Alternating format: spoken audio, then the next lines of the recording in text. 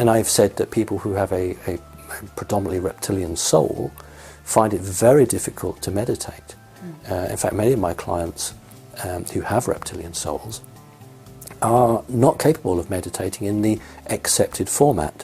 So I will give them methodologies which allow them to meditate, because it's important that that is done, but maybe not in the accepted way.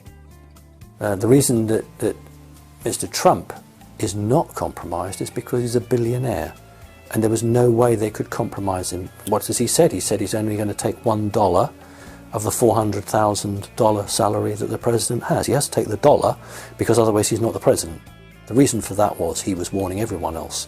Particularly he was warning elements of the CIA and some elements of the FBI that if you attempt to remove me, there will be civil war in this country. Really tried to take us off this timeline. It failed. But if you have the ability and you can model the future, you will see that humanity is going to evolve. There's been a huge emphasis on the upper chakras in the literature, in the so-called guru type people that want to put themselves out to be leaders of the new age or whatever it is, always emphasizing, you know, the throat, the third eye, and even going for the crown and above, to people who have no balance whatsoever in the lower chakras. And this is very dangerous, as you may know. So I just want to address that. And do you want to talk about anything you do to keep your own balance?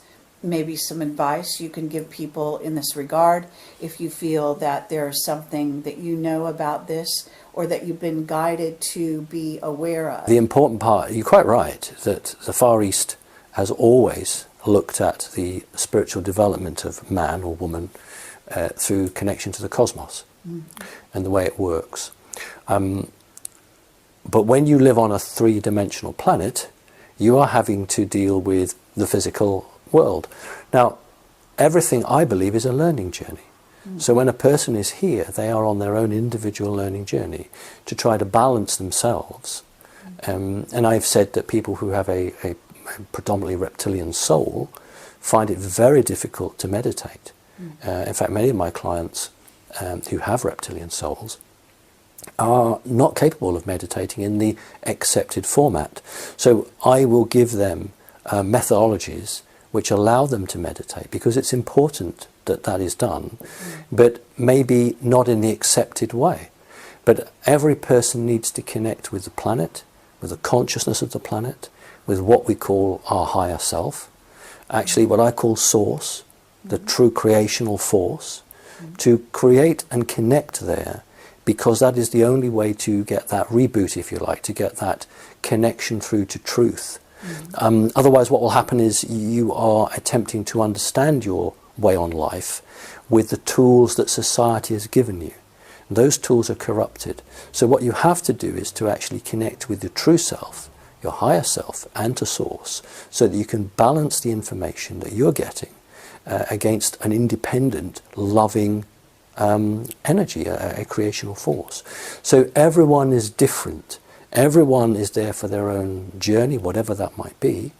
And my belief is that if you make mistakes, then the key is whether you are going to face them or run away from them. If you were going to, you know, when it became obvious to me that I was being manipulated by a reptilian lord, I could have denied it and said, that's not the case. It never happened. Or I could have run away and hidden, but I didn't. What I did is exactly what I've just suggested, that you look to your higher self, you look to source, and if you discover that's the case, then you learn from it, you deal with it, and you move on. And that's what you do, but you've learned from that. So there are plenty of people who are on a learning journey and keep on falling. In other words, they don't face up to what's put in front of them. And I'm now in a much clearer position as to the way that people are manipulated and the way society works and the trickery that's used. And I'm just really glad that as a, how old was I? A 5 or a 6 year old child, when I was offered Who did I want as a guardian? Was it the reptilian, the draconis, or was it the mantis? That I asked for the mantis. I was actually offered a purple robe or a sword. The sword would have been the reptilian, and the purple robe was the mantis. And I actually remember as a 5 or 6 year old boy holding the purple robe above my head. I was choosing that. And I remember saying to the manted entity, did you know I was going to choose this? And the reply, obviously it's all telepathic, but the reply was, if you have eyes to see, then you see. So the other side, the reptilian side, was always conscious of the fact that I was not going to play the game that they wanted. Because if I was going to play the game they wanted, then I would be telling everyone to get on spaceships, or I would be telling everyone to vote for Hillary Clinton, or I would be doing this, that and the other. And I'm not. And I wouldn't be holding a conversation with you, because you're a good person. And had I had an evil intent, I would say, well, I'm not doing an interview with Kerry Cassidy because she'll ask me difficult questions, or this, that and the other. But if you don't fear anything, right, you know, then you do that. I mean, I did an interview with a Ukraine internet radio show just last week, who were very anti-Putin. Very anti-Putin, and I've obviously publicly come out and said that I think Putin's pretty good for the planet at this time. Note, I haven't said he was a good man, I said he was the right person at the right time. So when that happened, I had an opportunity then to reach people who had only ever had one form of information, which was Putin is bad, Hillary Clinton is good. So what I was able to do was say, do you realize that the CIA, or elements of the CIA, funded the revolution in the Ukraine? Do you understand that? Do you understand how the VPN line that runs through Ukraine was hacked by the CIA with information that Russia had targeted its nuclear missiles on England and America? Do you understand that then the other side swapped it? That all these games are going on. So whether they listen to it or not is their choice. But I am acting as a balance. So when somebody comes to me who has a negative intent or wishes to play devil's advocate, only a coward or a fool would not wish to engage with that person, because what you say is, I've got nothing to hide, and the truth will actually show through. Sure. You know, that's the philosophy that I work with. Absolutely. Now, I've recently interviewed Michael Shrimpton. Ah. And he is he was a barrister, an English barrister, and he intends fully to get his full barrister privileges, yes, you know, and title back. But at the moment, he went to jail, actually for notifying Britain that there was a nuke. It was actually verified by the NSA, and it was during the Olympic Games, supposedly going to threaten the situation. Yes. He was given good intel, apparently by Benjamin Fulford, among other people, and they arrested him and threw him in jail for 6 months for warning them. So this is the state of affairs in Britain at the moment, important to know. But what he's really talking about is an infiltration from a very secret German intelligence agency that's not well known, apparently, on the planet, called DVD for short. And those, I can't pronounce what that stands for. So what I wanted to ask you is, it's very interesting because normally in the news, or even in, you know, something like somewhat pretty educated CIA front veterans today, they will talk about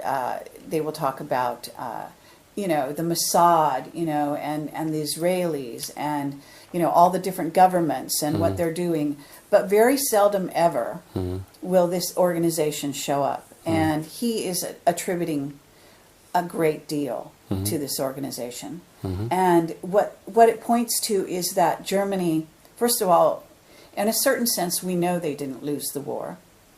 And my interview with William Tompkins addresses this as well, from the standpoint of the reptilians, and how the reptilians basically, and the influence came over really with the paperclip scientists, among other things, and continues to this day, and that NASA has been infiltrated in the U.S. and upper levels of the British government as well, with German agents, in essence. So I'm wondering, have you been exposed to this? Have you seen this influence in your own trajectory? Because you were in politics here in Britain for a while. Well, I don't know if you consider yourself still in politics or not. I left politics because it was getting to the point where I would have compromised myself.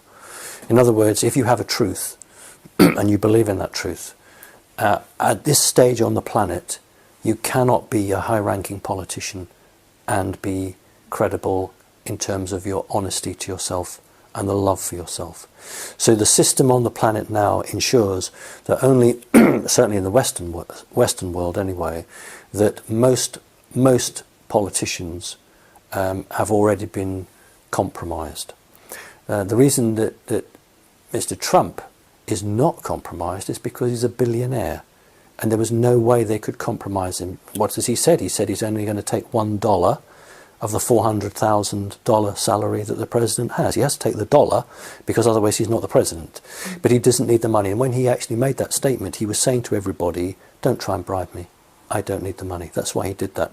And also why on his, not his acceptance speech, but the speech of the night that Clinton actually said that she conceded defeat, he said, I have over 200 generals and admirals backing me. It's the first time any politician, whether they be Democrat or Republican, on his speech on the election night has said, I am backed by 200 military people. The reason for that was he was warning everyone else.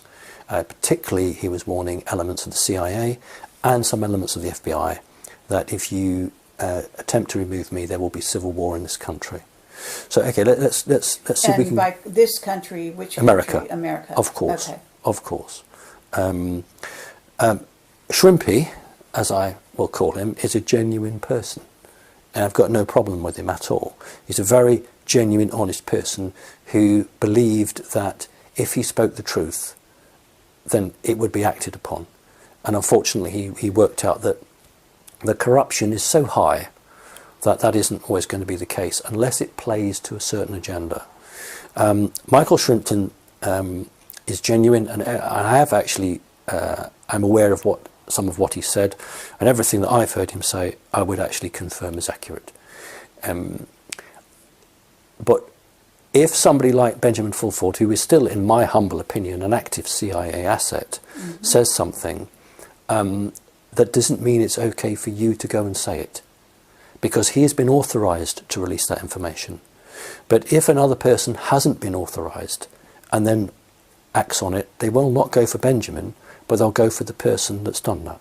Right. So, well, there was a go-between as well, from what I understand. Right. I'm not sure the exact relationship, and his first name is Neil, and I don't Jones, I think, but I could have that name wrong. So doesn't mean anything to me. Yeah. Anyway, he's a person who also had been an intelligence contact. Okay. For in this picture, Okay. and they both.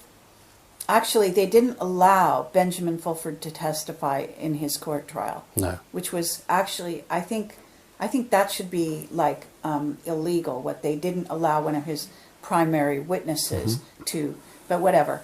The other guy did testify, but apparently didn't.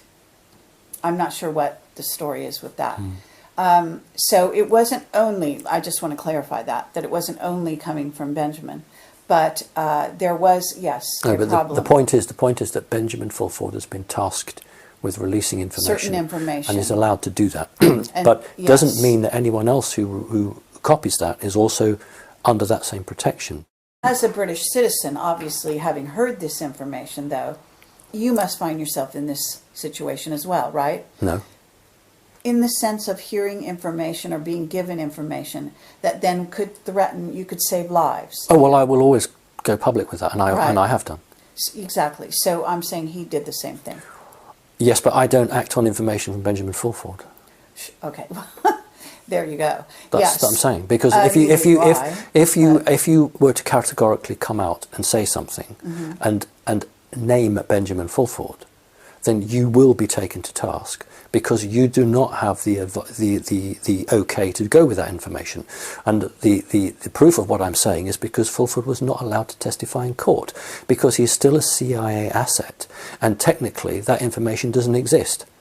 So they wouldn't allow him to come to any form of court because he doesn't exist. He exists on an ex-newspaper site. He exists as on a website. But in the establishment's view, so that's what I'm saying, that people who have information and believe at the moment that the system is okay and they can go and use the system is wrong. Look at David Icke. I am answering your question. Look at David Icke. I get it. He decided that he wanted to change society for the better. And what did he do? He went and created an internet, radio and television station. Okay? Mm-hmm. You cannot, at the present on the planet, you cannot use the structure to change itself. Mm-hmm. And that's why it was attacked. Because he needed a bank manager, he needed an advisor, he needed this, he needed buildings and equipment. Mm-hmm. The system is inbuilt to protect itself, and as soon as it detected that he was about to change that, it destroyed him. There have been many other people who have tried in a physical sense to make change, mm-hmm. and it's been turned against them. Sure. And they are infiltrated and attacked. You are psychic, and you will survive greater than others. Because of that psychic ability. And you're aware of that. And you have been attacked. We all have. Those of us who are trying to do good here. But the point is that unless you have if you are an individual, could be military, it doesn't matter what it is, if you have an individual and you've been authorized to release information, then you can release that information up to that point. Through the channels you're allowed to. Charles Hall was authorised to release the information as a weatherman on Area 51, providing he put a disclaimer on the book saying this book isn't real. Right. But if you don't do that and you say there's going to detonate a nuclear bomb at the Olympics, and then they will look back through their piece of paper and say, who authorised him to do that? Oh, nobody authorised him. Okay, who's protecting him? Nobody's protecting him. He's easy meat. We'll get him. Mm-hmm. Okay, so that's what they do. Have you been authorised? If you're not authorised, who is protecting you? If that's a big player, then they leave you alone, and that's how it's happened. Isn't Fulford also protected though by the Oriental secret societies that he claims? Right. The White Dragon Society, interestingly enough, through what I call Solomon's Gold, does protect him, and there are assets within, particularly actually the CIA, who are closely connected with white dragons. Mm-hmm. And it is a protection for the future. In other words, there are people who have the ability to model the future. And there was actually, I would say, less than 6 weeks ago, a very serious attempt to put us on a different timeline. They really tried to take us off this timeline. It failed. But if you have the ability and you can model the future, you will see that humanity is going to evolve. So, okay, which side do you want to be on? The winning side or the losing side? So perhaps for wrong reasons, there are individuals in those big organizations who are saying, it's tough for us at the moment, but in the next 2, 3, 4, 5 years, we will be on the winning side. So Fulford is protected, but there are also groups who don't like him and would do away with him if they could. Mm-hmm. Sure. But as long as he releases the information that he's permitted to release, and in the fashion then they can't do it. So right. So to me, Fulford is genuine. He's absolutely genuine.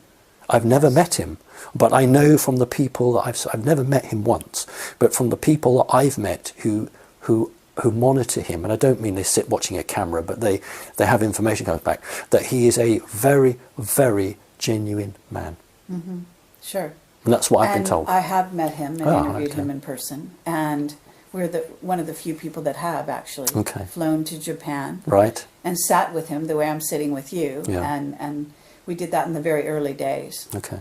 Highly recommend that interview if you really want to know the man, because he reveals. I haven't seen it, but maybe I'll watch it. A very personal side of himself. But he was threatened. He freely admits that. Yes. And so, if you put 2 and 2 together, he's operating. Yep. He has a great love for Japan. I'm sure he's balancing, a lot of things. But he is also coming up with wrong information, which I'm sure is purposely given to him Yes. to, balance those scales with regard to what they allow him to do and what they allow him, not to say, and so on. I would actually add differently to that. If you are an intelligence agency, you are tasked with destabilizing and stabilizing. Right. So when they give him or anybody false information, it is not about destabilizing him, it is about destabilizing the group that information is meant for. So for instance, if we wanted to destabilize the Vatican, we would use an organization or an individual who would say something which would appear, and I'm going to make jokingly here, would put the fear of God into the Vatican. So if we were to say that a certain planet had been detected, but it was outside of Lucifer telescope, it was outside of Lucifer's range, but Hubble had picked it up, then you would put the Vatican into an absolute panic, because they would believe then that the owners of the planet were coming back. So often individuals are used not to make them look stupid, but to use the information to attack other individuals or organizations, either to support them or to destabilize them. Sure. So I would say that someone like him is used like that. Okay, yes. But from the external view, it will be looked at as disinfo. Yes. And of course, the whole newspaper Veterans Today is doing this. Yes. Well, who did they throw out last year? There was a big battle, wasn't there, in Veterans Today? Yes. They lost Jim someone. Fetzer, they got rid of him. They wouldn't allow him to do his thing. Yes. And so, of course, Jim Fetzer is doing some very good work as a result. Right. And I guess there have been others. And I'm not going to go into that. Actually, with regard to the race coming back, the Anunnaki, what is your understanding in regard to the Anunnaki and their reptilian side? Because my understanding is there is a group of Anunnaki who are more reptilian than the sort of original. They were infiltrated again by the reptilians. Ashanadine calls them the Syrian reptilians. I'm not sure exactly why she calls them that, but that's what she calls them. And those are the ones that are really, really reptilian. But my understanding is the original Anunnaki were not necessarily reptilian. And so what happens is what we're dealing with is a lot of people walking around going, Anunnaki are reptilian. Yes. And so what I wanted to ask you is this, you just referred to the fact that the owners, or the people that were running this planet, may be coming back, type of thing. And there is this whole Marduk, the return of Marduk, et cetera, et cetera. Do you want to talk about any of that? Yes, there's a huge confusion as to what the Anunnaki are. And I've never met Ashanadine, but I think she's absolutely accurate. I would call it the Orion Empire and the Syrian Confederation. One was much more reptilian, that would be the Syrian, than the Orion. What the purebred reptilians did was to try and hybridize everything they could to put reptilian into it. Because a little bit like the Borg from Star Trek, it was about assimilation, it was about taking over. And that was actually because AI had already affected them, and they were carrying out this AI instruction, although they didn't actually fully understand themselves. The original Anunnaki were probably very, very white-skinned, very angular, may or may not have had beards. I'm not clear on that myself, but they know that they had very little reptilian, if any, in them. But they were very, almost if you were to take chalk or flour and put it on your face, that is a sort of impression. Somewhat like Nordics, in the sense that Nordics' faces can be very pale. Okay. But perhaps not as pretty. Well, you're making a judgment, Kerry. I know. Because who is to say what's ugly or pretty? I know. You know, Look, absolutely. I've seen creatures that people would say were terribly ugly, but are very spiritual and have a great deal of humanity. I've seen things that, from an establishment point of view, look beautiful, but are full of evil hate. I'm with you 100% I know you are, there. darling. I know. I always, because people have a standardized view of Nordics, which is, I think, in a way, rather dangerous. But, seeing them as beautiful. Yes. They're constantly referred to in this way. So I was sort of joking about reptilians also masquerade as Nordics. Yes. And this grazing, yes. Yes, and this is a problem because people can be taken in. Yes. Interestingly, you mentioned is it Tompkinson? William Tompkins. And the Nordics come up a lot there. Mm-hmm. And that's quite an interesting thing to develop, but we'll talk about it now maybe. So we have a group of very reptilianized entities that gave the running of the planet to a much more human-based grouping, and then went off. And these Anunnaki, who were left on the planet, because that's the name they took to themselves, because they were following through from those who created them, in a laboratory. They decided they could run the show themselves, and that's what's happened. And they found great power, power beyond their dreams, and their one great fear, apart from humanity rising up and evolving, is the return of their lords and masters as they see them. And that's why the Lucifer telescope, which is an infrared telescope, and the optical telescope were built, because of the Vatican wanted to be the first to be aware of their return. Mm-hmm. And so we have a lot of disinformation coming from good intel sources trying to put the fear of God into the Vatican, saying they're coming back. But then you have a lot of young people who are still at high school, who've seen one video, they create something. And so, if you wish to trawl through the stuff, then of course you're not going to find it very easy to disseminate the interesting information. So what I'm saying is that there is a spherical object, there are two actually. There is a spherical object that has nothing on it, is totally automated, but there is another spherical object that has beings on it. Mm-hmm. And humanity has got to reach a position of development so that when this thing does return, and it will, we are in a position where there's no void or vacuum for something else to come in and try and impose itself as the rulers of humanity. In other words, I want to see humanity fixed, strong, sovereign, so that if someone comes along and says, right, we're going to take back what's ours, we show them the finger, as you Americans would say, and we say, no thank you. If you want to sit around the table as equal beings with us, we're happy to do that.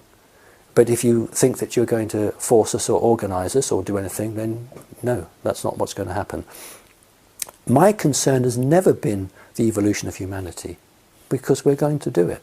Yes. My concern is the vacuum period between people realising they've been tricked and lied to, and that natural destabilising until they can then realise who they are, what they are, and what they need to do. And my concern is that something or someone will attempt to impose itself when humanity is in that phase shift between understanding it was lied to and developing as to who we really are.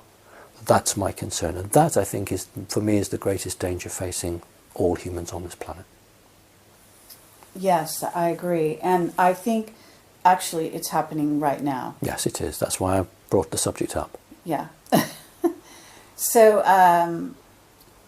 have you heard about the return of, do you know about the TV show called The Event that was depicting a return of a group, or sort of an infiltration by a group of from Aldebaran that were Nordic-like, but they were the original ones who helped the Nazis with their technology, that have been said to be coming to Africa, and that there was an idea to give them lands in Africa. Had you heard that story? Gordon Duff was one of the first people to put it out, as far as I know. Since then, I did have a couple other verifications of it. So I'm wondering if you've heard anything. Right. First of all, I've never heard of a television show called The Event. Oh. Okay. I've not heard of that. Yeah. It's available on Netflix for anyone who knows and wants to know, and you can watch it for free. And they make it very easy to watch it. Okay. To get it. So no, I've no knowledge. Yeah, it's like a mini-series type thing. It didn't last a whole long time, but it was all about the return of a group of humanoid beings Right. who then deal with a president looking like Obama. So Well, that is the group that attacked me today, and we call them the Banished. They are a group that have a base in Antarctica. They are a semi-Nordic race who have been compromised and are linked in with certain people in the American government. And they have been playing a fairly low profile. They communicated or were part of the Aldebaran group. We call it Aldebaran Task Force. First arrived through the Giza intelligence and then physically arrived later. That is why certain people have been going to Antarctica. Certain people have been asked to go there. I've not been asked to go there, but certain people have been asked to go there to verify something that they saw many years ago, and to confirm that these are the same beings that that individual saw when he was in space. So that individual saw that, and then obviously had to come back because he was very sick, and that's Buzz Aldrin. Oh, right. Yes, absolutely. You've had your vice president go there, hold meetings, and are you aware that the Pope had attended? The Pope has been to Antarctica, and he was also there because and John Kerry during the election. Well, this is the group that all met there, because Yes. this is the group that runs the Earth at the moment. These are the group who run the Earth at the moment. That's why it was so important that Clinton did not get elected, because it was a real break to their power base. That's why they went into panic. That's why the Clintons moved $1.6 billion of their own money to both Switzerland, where the Rothschilds are based, and to Qatar. So they're ready to do a runner if, when the new president takes over, he does attempt to arrest either of them. Arrest Bill Clinton for paedophilia, and arrest his wife for satanic abuse of children. So they have 1.6 billion stashed away to make a run. But they're in problems now because there was a very credible assassination attempt of two Rothschilds, but not the youngest one. And that's a great warning. And that's why Her Majesty the Queen of England just recently announced that she was stepping down as patron of 31 children's charities. So she no longer is the patron of 31 children's charities. I would suggest, my lord, that if you have your finger in the till for 5 years and then you suddenly take it out, that doesn't mean that you're innocent. Right. So there's a great deal going on at the moment. And I would say that at the moment, at the very top of the Edgar Hoover building, people are wondering what the best option for them is. That's an interesting reference. You know, there is someone who constantly is putting out the alarm. You've heard the Hoover Dam is supposed to, come down. And actually, there are several people that have been warning about this. And so, do you want to say anything about that? No. Since you mentioned the name Hoover. Well, there are... Only a fool would want a civil war in America. Only a fool would want that. It was very close. Yes. It was very close at 3 o'clock in the morning. Something like 20 to 25 states, the National Guard were called out at 3 o'clock in the morning. It's been very close. That's over with now. We've moved past that. Obama was on the verge of signing a document enacting a rerun of the election if possible, which would have been, you guys, is it Tuesday or Thursday you vote? That we voted. No, we in this country, elections are always held on a Thursday. I think Tuesday. It's Tuesday, yeah. yours is. I'm sure it's a Tuesday, yeah. The last Tuesday of December, he was thinking of. But in order to do that, it would have to show huge corruption by the Republicans. And how can you show corruption if you're actually doing it as well? Sure. So what they've done is they've gone for a deal, which is, when you come into office, you don't swing the axe and chop all our heads off. And we'll make the transition fairly smooth. The top of the FBI will probably have a holiday, I would imagine. Really? I think so. Because they're not going to take down forgot the agent's name, who went after Hillary. What? No, it's more than that. I mean, you may have the information, and what I'm telling you is just going to match what you already know. When this was all kicking off, and the head of the FBI said, "We're not going to actually follow this up." Excuse me. We're actually just going to forget about it. Comey. Yeah. You mentioned the name. I just say the head of the FBI. I'm sorry. Okay. Yes. So the low-ranking and middle-ranking agents all made it known that they would resign en bloc unless the investigation was reopened. Oh. That's why the investigation was reopened, right. Because something like 45% of individual operatives as a total were prepared and meant it, were going to walk out.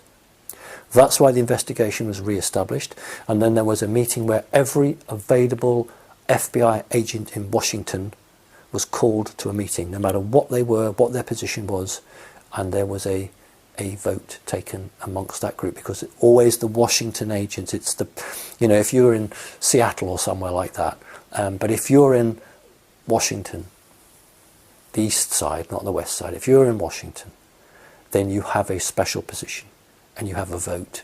Mm-hmm. And that vote was taken, and what basically happened was that it was decided that the last leaking from WikiLeaks wouldn't go ahead, because it was the FBI, the middle and lower ranking elements, and the CIA who were ensuring that WikiLeaks information about Hillary Clinton was coming out. It was not WikiLeaks itself. And you know, when it made me laugh when Hillary Clinton was saying, that WikiLeaks had lost her the election. No, it wasn't. It was her own elements. And in Britain, a large part of the country was taken down on its internet server, and I can't now remember the day, but it was probably lasted about 3 or 4 hours. Mm-hmm. And this was to ensure that the last wave of WikiLeaks would come out, because there was an element in Britain which is connected to America which can switch off the internet, can turn it all off. Mm-hmm. And so that was taken down by the good side so that that last information would come out. But there was to have been a final release of information, but that wasn't allowed to come out. So those who are currently in charge of the FBI will probably have a nice retirement, I would think, in the very soon future. I see. There'll be a changing of the guard. Well, you guys, and I mean you guys American, you're going to have, for all intents and purposes, a military government. You will have a military government. This is the first time. They'll dress in suits, but you will have a military government, and the reason for that is that your politicians generally, not wholly, generally can't be trusted anymore. Right. The military can, because the military in your country never lost its connection with the citizens. They never allowed themselves to be corrupted to that point. Okay, well, those players, are they visible in the cabinet choices? Absolutely. Okay, yeah. You've just got to look to see who was and is. And that means that they are the face of morality, in the sense that they are the face. I mean, I'm not going to mention any names. I really won't. But at the Clinton count, at the election, and a certain person came on and said, Hillary's not going to come and address you, so you might as well go home. That particular individual, you remember earlier I said that there'd be certain people that I would string up because they abuse children. Mm-hmm. Well, that's an interesting person, the person that did that. Right. We won't talk any more about that. All right. We've kind of gone all over the map, and I would like to give you a chance to bring up some topics that I haven't thought of, and anything crucial that you'd like to get out there.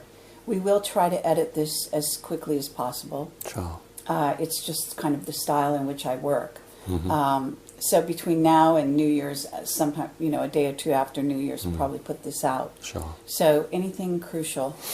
Well, first of all, off camera, we were talking about how money is such a control system on this planet, and how a black magic spell was placed on money, and that's why all major banks are placed on node points, energy points on the planet. And the only way to truly free humanity is to remove their connection to money. This is the only planet that I'm actually aware of where money is everything. In most planets it's a barter and trade system where you exchange energy or you exchange something for something else. But here the lower connections have really attached to money. So what we need is a system where barter and trade becomes equal with that of money. And so that's something I think that we should be looking for. And I'm not the only one actually. There have been other commentators who have said they've had communications from Palladians that the planet needs to move towards a barter trade system, and I believe 2017 it will. In terms of up and coming, I think we need to be really, really aware that whilst humanity is in this process of breaking free, there are still opportunities for negatives. And we mentioned an EMP blast. I'm still quite clear that that's a very strong candidate. A neutron explosion is still a very clear candidate. Or that old chestnut of a false flag alien invasion is actually still top of my board because it destroys the least infrastructure. If you can control the minds and hearts of somebody without actually knocking down the house, they'll go for it. If they want to knock the house down because they want an apocalyptic destruction, then that's what they'll go for. But as I've always said when this topic's come up, even these bad guys, they don't know what they want. They haven't decided. 1 month it's, well, we'll do this, and then the next month it's something else. And that's why when commentators bring the subject up, you'll find for 3 months it's alien invasion, and then for the next 3 months it's this. And that's because they're genuinely reflecting the disorganisation at the top level. But all of those 3 things are real possibilities, things that they've planned for, modelled out, and on occasion have come very close to doing. So watch out for the financial situation, the banking situation. Watch out for people who purport to be a saviour, that they have the answer. Please don't fall in line to take any inoculations, which may well be offered in the coming year. And I've always said to people, just believe in yourself, trust yourself. Ask yourself always, what should you do? Ask your higher self. And that's really it. That's really all I want to say. Okay. Well, that's great to get this kind of, talk with you where we get a chance to kind of go all over the map. Okay. And not worry so much about time. I do want to ask you, I'm sure there are people that are curious about the mantid race in terms of how they manifest here on Earth and where, because there are people that feel more of a relationship to them, and perhaps would look for clues to their relationship, as well as just curiosity about, if they come into this atmosphere ever, and how much, and that sort of thing. Do you have anything you could talk about in that regard? I would be surprised if it was geographically controlled. My understanding would be that it's about you, your soul, and your bloodline and your history on the planet. If you've reincarnated here many times and you've always sought for the betterment of humanity, or maybe you didn't, maybe you started off as a very negative person, but through your own learning you rejected that, and over many lifetimes you actually changed, and you went from, it was very, very twee, but you went from the dark side to the light side, then you have been on a journey of enlightenment. And that puts you in a very strong position. But generally speaking, mantis or mantid will connect with those that have some element of that history in them. So if you have a part mantis soul, or you have in the past worked with mantis, then you are more likely to have an ongoing connection as your family is. So you could come from a family of 4 or 5, and one child might have a Pleiadian soul, one might have a reptilian soul, one might have a mantis soul. I don't think we can necessarily say that everybody coming from this particular geographical location might do that, but you will find that like attracts like. So people who have a type of resonation or frequency to somebody else will feel at ease with them, or they'll feel some connection. And you will tend to find that reptilians draw reptilians, Pleiadians draw Pleiadians, and that's how it works. There's nothing wrong in that, as long as we don't become isolationist. As long as we say, look, actually it doesn't matter what you are inside, it's what you profess, it's what you do, it's what you want. If you've made a statement and you are living for truth, it doesn't matter whether you've got 100% reptilian soul, because you have made that choice to be what you are. I often hear you refer to the soul as being, a certain kind of soul. Yeah. And I understand having prior lives as various beings. But I do think that there is some confusion about the soul, what the nature of a soul really is. And it fascinates me and also dismays me that there are a lot of very religious people that like to think that nothing has a soul except a human, a so-called human. And I wonder if you can tell me why it is you think there are, what would be the difference other than an incarnation as that being in, say, a 3D or even 4D.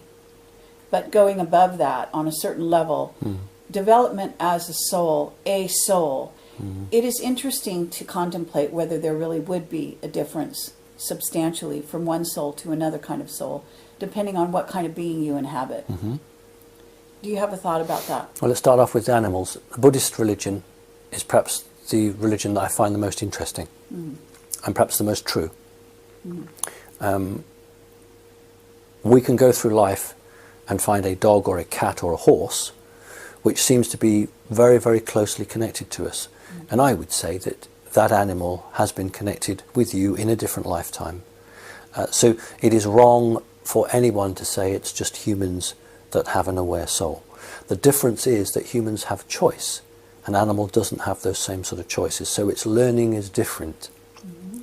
What was the second part of the question? Well, the kind of soul. In other words, is there a kind of soul? Is soul, soul being a crystallization of a being that exists past this, the incarnation? Right.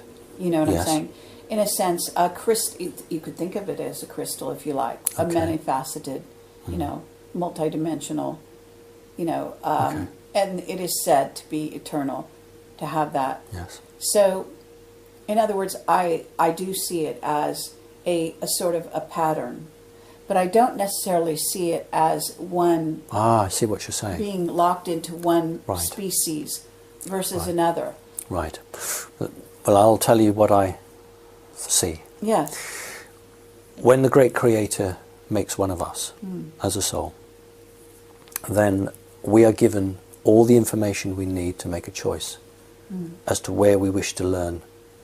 And believe it or not, most of us are actually, we like being with others. Very few want to be on their own. You don't have to exist in a biological body. You don't have to exist in a biological body to learn and experience. But if you imagine that you were in 5th dimension, and you would have the ability to be telekinetic and the ability to be telepathic, there isn't a problem you can't solve. So let's say your washing machine breaks down. So you can telepathically, because there's no internet, you can telepathically ask Uncle Fred, who used to mend washing machines, how do I fix this? We don't actually learn because we are continually being supported. Here on the 3D world, when a problem faces us, it's right in our face.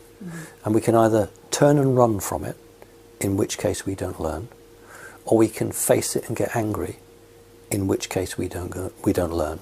Or we can look at it and try and understand it, and then we have learned. So the greatest gift is to come to this planet and to be in a biological body, because 100,000 years on this planet is worth many millions of evolution elsewhere. So the great creator creates one of us, and we're given a choice where we want to go. Now let's say, for instance, we want to go to Andromeda, or we want to go to Sirius, or we want to go to the Pleiades. That is where we incarnate in a body. That is our star family, because they have accepted us. Never mind we said we wanted to go there, they have said, yes, we'll accept you. So now we take on the physical form of the beings there. We take on their culture. So we become that being. Now let's say we go back to source 1 million years later, and then we come to another planet, let's say Earth. We will have Earth genetics, but the soul, which has largely been formed by its first choice, its star family choice, will begin to express itself through the body of that individual. So their physical shape will actually show traits that we would, or I would certainly identify with certain individuals.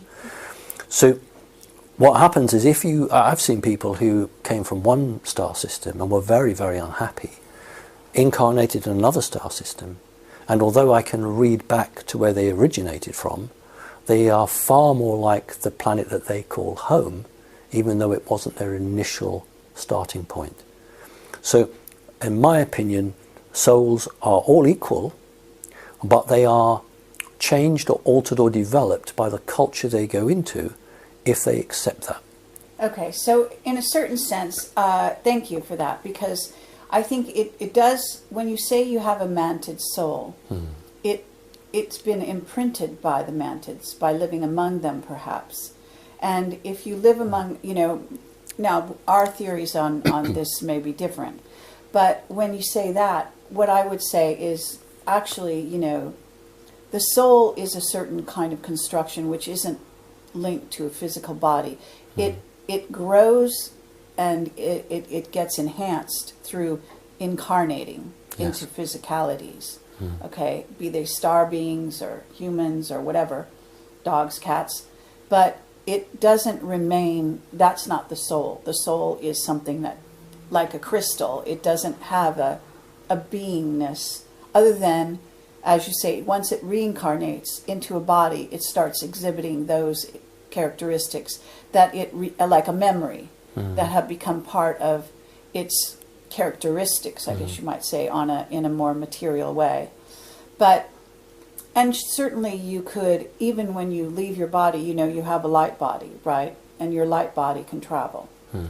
And you then can, actually your light body can take on the characteristics of the beings that you feel most reflect you at that point.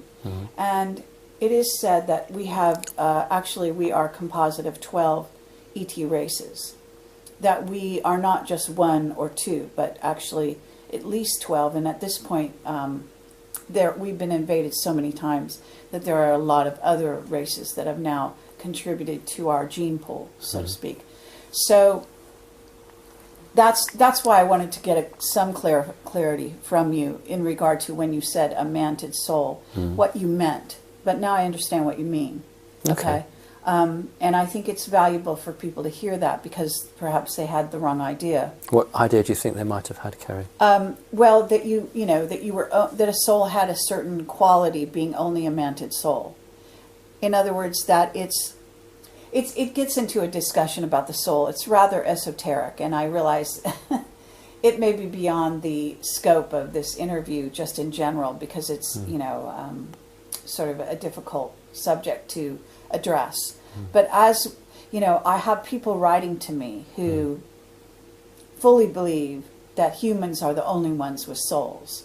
And so I really wanted to kind of, at least in your case, you have a certain view of a certain race that has souls. You see what I'm saying? We're not talking about spirit. No. We're talking about of course. soul. The thing is that that if we accept that there's a source and we accept there's a great creator, why would it only put a soul into a human being's? I mean, that's such a logical. Such a logical argument that I can't understand anybody. But being very able to, religious people. well, that's different because that's a control network. Yes, exactly. Yeah. And it's very dismaying. It's very, it's very saddening, because the trouble is that if you do such a thing, if you start saying that only humans have a soul, then you can rationalize, killing or maiming or harming animals other in beings particular. Yes. out there in the cosmos, absolutely. including plants or animals or whatever. Well, the Bible actually says that man, and that's the word in there, was given dominion over all the animals. In other words, you have the right to kill anything you want. Well, what loving God would actually say to something, you go kill what you want. So within the Bible is its own destruction. Sure. And but when you follow in the footsteps of your parents, if you go to a particular church, you cannot hold an argument that attacks that person's belief system, because they will not engage in a debate with you. As one person once said to me, I find it very hard to hold a conversation with a drunk. So it's pointless. There's no point in actually... But having said that, what's interesting is that I'm reasonably well known in my country, and a local sect of the Jehovah's Witnesses for the last 3 years call every Friday to talk to me, ask me to join them. And we have some very interesting discussions. So we shouldn't imagine that those who create religion are ignorant. Those that create the religion and make the rules actually are fully knowledgeable, but they only allow a certain group to have that full knowledge. All the rest who go to the church don't have perhaps the same knowledge that they have. Right. Because my views should be anti-religion. I'm not anti-God, but I'm anti-men controlling people through religion. And yet here's an organisation that knows me fully and keeps coming to my door. So, you can't have it both ways. Right. Well, those are individuals. In other words, you can't make a blanket statement about all people who are following a religion. But you certainly, at least in my case, you can talk about individuals who have taken a certain point of view from their religion that then gives them license in a certain way to not only say that other beings have no souls, but that what that means, the next thing that means is that we have not only dominion, but, can do really horrible things without a second thought. And that's very dangerous. It is. But I think that many people are evolving beyond that now. Absolutely. But in the surprising places, which, in this sector that I deal with lots of people, and they have many sides to them. But unfortunately, for whatever has gone on this planet, the so-called Bible that people follow has put ideas into people's heads that, the most open-minded person can come up with this. I have seen this, and it's just, I find it extraordinary. So thank you for at least addressing that from your point of view, and I think some people will find that valuable. So we've been here for a while. I know that this kind of thing goes on way too long for most people to have the attention span. So I do want to kind of close this down. I am thinking that, inevitably people will have questions. You start a conversation, we go back and forth and so on. So do you want to give out, I don't know, a website, an email address, somehow people can reach you? Not really, because there's only me and a few very dedicated helpers. Okay. And I'm just totally swamped. Are you? Absolutely swamped. I'm not a corporation. I don't have huge amounts of money. I don't have, there are certain people who have big names and they have teams of people who go trawling the internet and get this and that. And I don't do any of that. I can't. So many people wish to connect with me, and it's just not possible. It's a great shame. I do have a website, but what I do is I get my assistant who posts on the web for me when I have warnings or messages. And on my website, if I've got some intel which I've verified, that's where I put it. So I would say to people, just check the website reasonably regularly. Good point. simonparks.org. Have a look at that. And if they look at around the time of the election, your election, they'll have seen I was posting a lot of information. So that's how I prefer to communicate with people. It's just impossible. I can't do it. It's just me on my own. Yeah, I totally hear you. I'm inundated as well. So just as part of this, just let me apologize.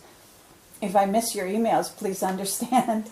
It's not humanly possible. You know, none of us are really big corporations. Thank it's goodness. just myself and my webmaster, you know, and my cameraman, and that's the extent of it. You know. Yes, I know. How can we possibly? But that's why that is the beauty of it. It's because we're not a great big organisation that we're able to do what we can do. That's I think the agreement Great we have. goes with that. Indeed, but the problem is that the topics that we touch on, proportionately very few touch on, and the sincerity and the honesty with which we are mean that others wish to connect, and so the thing is we disproportionately get large numbers of inquiries, and you know, you just cannot physically answer them. You just cannot do it. And of course, everyone who doesn't get answered thinks, well, he doesn't care or she doesn't care, I'm not interested. And it's not the case. No. You know, I would love a situation, as I know would you, where we had 10 or 15 people whose job was to answer those emails, bring them to our attention. Absolutely. You know, and one day, hopefully in the future, when this planet changes on the energy basis, where the work that you do and I do and others do is actually as important as the local school or the local police station, then we will get that, because it will be seen as a vital part of everyday life, not just something that's a bit odd and shunted to the corner. That's what we want, and that's what we're fighting for. And I've always said it, haven't I, that I have the greatest respect for you, because your truth and your belief carries you forward and allows you to do the work that you do. And so if we believe in that and we follow it, then we have to be victorious. And that sounds a bit like a war, but sometimes it feels like a war, because there are so many agencies or organisations that wish us not to be successful. Absolutely. But it is the public out there who will make this choice. Not you, not me, it is them. If they are ready for change and they want change, then it will happen. If it doesn't matter how many times I'm interviewed by you, it won't make the change. They've got to want that to happen. But what we do is we push another inch. We push another inch, always believing and hoping, Kerry, that that final inch is enough that starts it working. And that's why we do what we do. We couldn't do anything else. You couldn't do anything else. This is what you do. Yeah, it is.